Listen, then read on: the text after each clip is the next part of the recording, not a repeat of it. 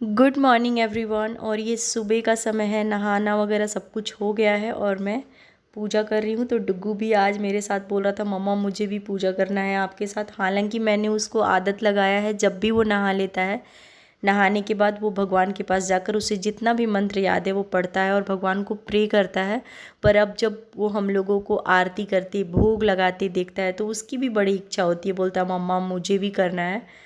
तो मैं उसको अपने साथ डेफ़िनेटली बैठाती हूँ, क्योंकि बच्चों को अपने रिचुअल्स, अपनी धार्मिक चीज़ें सिखाना बहुत ही ज़रूरी है। और अगर बच्चा इंटरेस्ट ले रहा है तो उसको बढ़ावा देना चाहिए। तो मैं कोशिश करती हूँ कि जब भी मैं पूजा करूँ तो मैं उसको अपने साथ लेकर बैठूँ। इससे वो सीख भी जाएगा और धीरे धीरे मुझे भी अच्छा लगता है। सो मैंने पूजा वगैरह कर लिया है और अब मैं आ गई हूँ किचन में नाश्ता बनाने के लिए। तो पहले मैं ये ऑलमंड्स फिलअप करूँगी। हस्बैंड ने और डुग्गू ने नहीं लिया था, मैंने तो हालांकि ले लिया था पर इन दोनों ने नहीं लिया था। तो सबसे पहले इन लोगों को दूंगी और फिर ब्रेकफास्ट बनाऊंगी।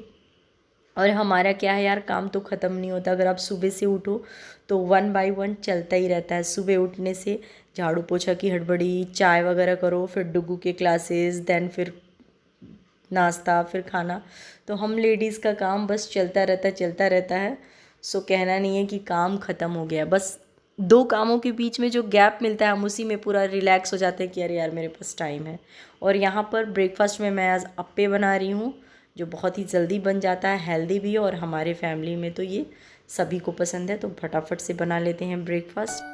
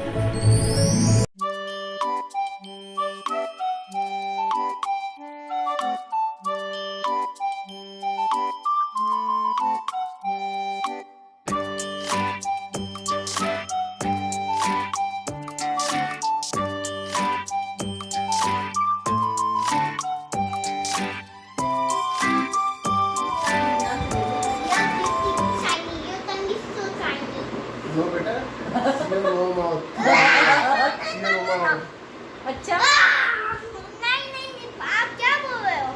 गलत बात बोल रहा है। पढ़े लिखे नहीं है ना बेटा।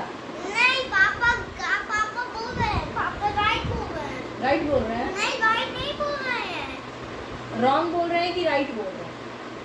रॉन्ग बोल रहे हैं। रॉन्ग बोल रहे हैं। Who is right, मम्मा और you? Mamma is right, and papa? Papa is not right. So me you can teach, yeah you teach design, you can design too. My tongue is, my teeth shiny and my tongue design.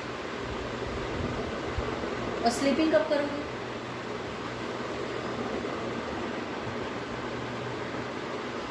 चलो सो जाओ।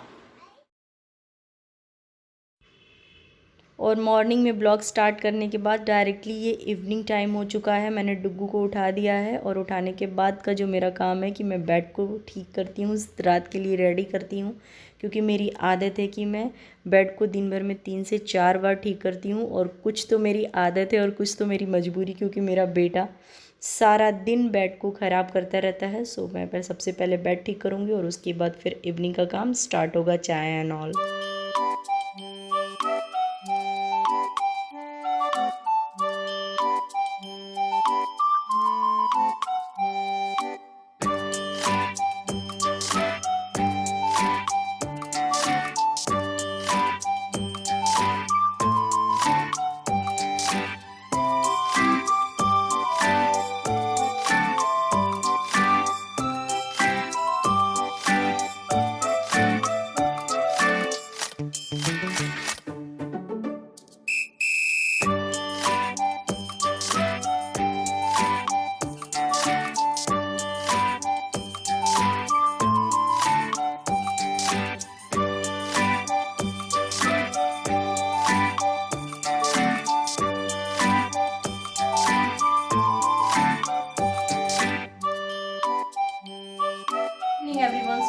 सबका मेरे इस blog में। और कैसे हो आप सब मुझे ज़रूर बताना।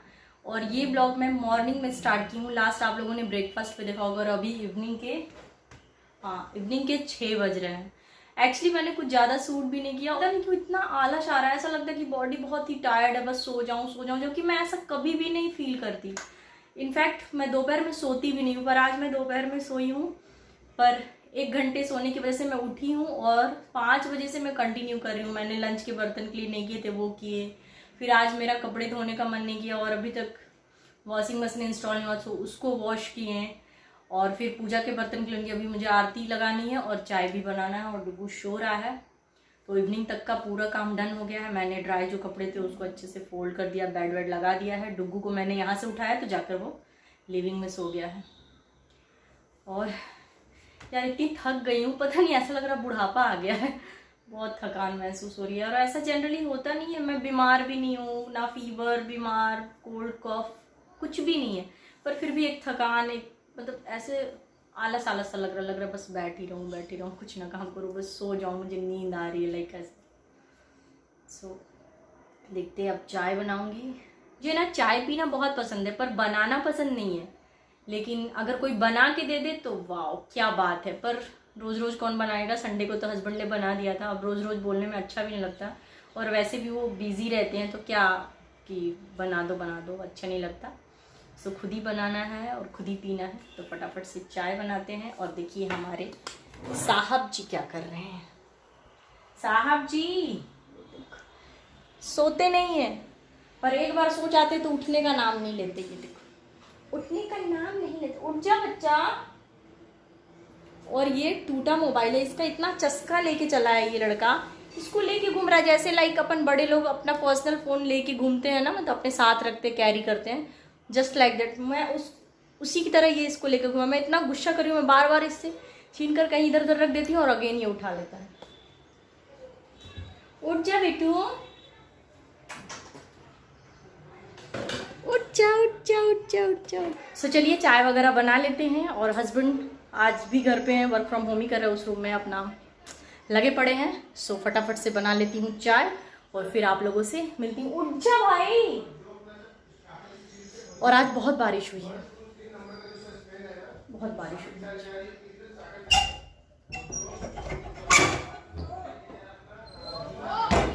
आज बाहर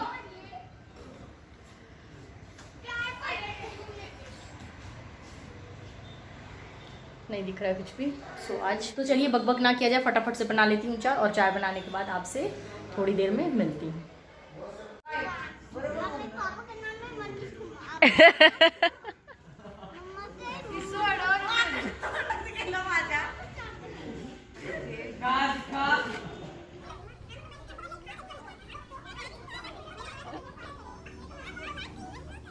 इतना बोले पड़ा है, मैं आपके लिए बैट बनाया हूँ, कहते हैं बैट फॉर यू, ये वो एंड ऑल, वो बच्चों से। आपका नाम नेम में राइट किया। इतना सारा, मतलब आप फ्रेंड बना के आए हो। तो आज डुगू नीचे गया था और फ्रेंडशिप करके आया है, और वो भी अपने से। कहाँ गया? हाँ मैं पता नहीं, मैंने रखा है दूनी। पहले ये आप मुझे बताओ, आपने फ्रेंडशिप करके आए हो ना? मम्मा ने आपको प्रॉमिस किया था, नीचे लेकर गई ना? तो अभी आपको क्या करना है? मम्मा की बात माननी है ना? मम्मा लव्स यू। ओके, सो मुझे आप बताओ पहले मंडे का।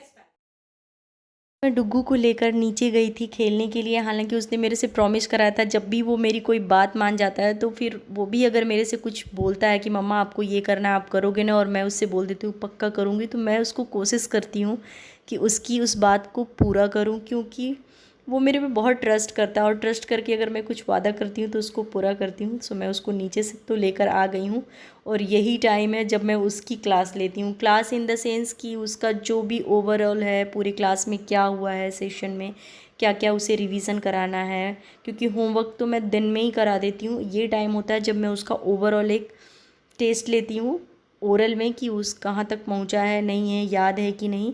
सो इस तरह से मैं उसको खेल खेल के, एक्टिंग कर करके उससे पूछती रहती हूँ, और बीच बीच में छोटा छोटा ब्रेक वो लेता रहता है। और इसके बाद मैं डायरेक्टली जाऊँगी डिनर बनाने के लिए। फ़िलहाल ये उसका स्टडी टाइम है और मैं भी उसके साथ पढ़ाने के साथ साथ ये फैमिली टाइम भी हो जाता है, जहाँ हम तीनों बातें करते, गप्पे भी मारते और साथ साथ में मैं उसको साइड बाय साइड रिवीजन भी कराती रहती हूँ।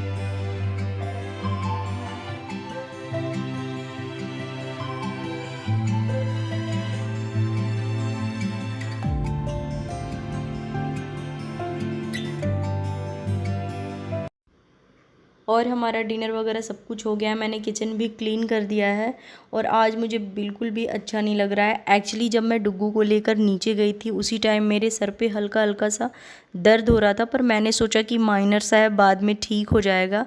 लेकिन जैसे जैसे टाइम बढ़ता गया मेरे को बहुत ही ज़्यादा एक्सेसिव हेडेक होने लगा और एकदम आउट ऑफ कंट्रोल हो गया। सो मैं यहाँ पे ऑयलिंग कर रही हूँ। हस्बैंड बोल रहे थे कि लाओ मैं कर देता हूँ, लेकिन ऑयलिंग जब तक मैं खुद से नहीं करती हूँ ना मुझे बहुत ज़्यादा संतुष्टि नहीं होता है। और इस टाइम पे बहुत ज़्यादा हेडेक हो रहा था। मैंने पेन किलर नहीं लिया, सोचा कि नहीं ठीक हो जाएगा, लेकिन एट द एंड मुझे लेना ही पड़ा। सो मैंने इस वीडियो को ज़्यादा कंटिन्यू नहीं किया क्योंकि बिल्कुल भी एनर्जी नहीं बची थी। सो आई होप कि आप मेरे कंडीशन को अंडरस्टैंड करोगे। सो मैं अपने इस वीडियो को इसी एंड करती हूँ। आपको अगर ये मेरा छोटा सा ब्लॉग अच्छा लगा होगा तो एक लाइक ज़रूर कर दीजिएगा। मिलते हैं नेक्स्ट ब्लॉग में, तब तक के लिए thanks for watching, take care, bye bye, good night.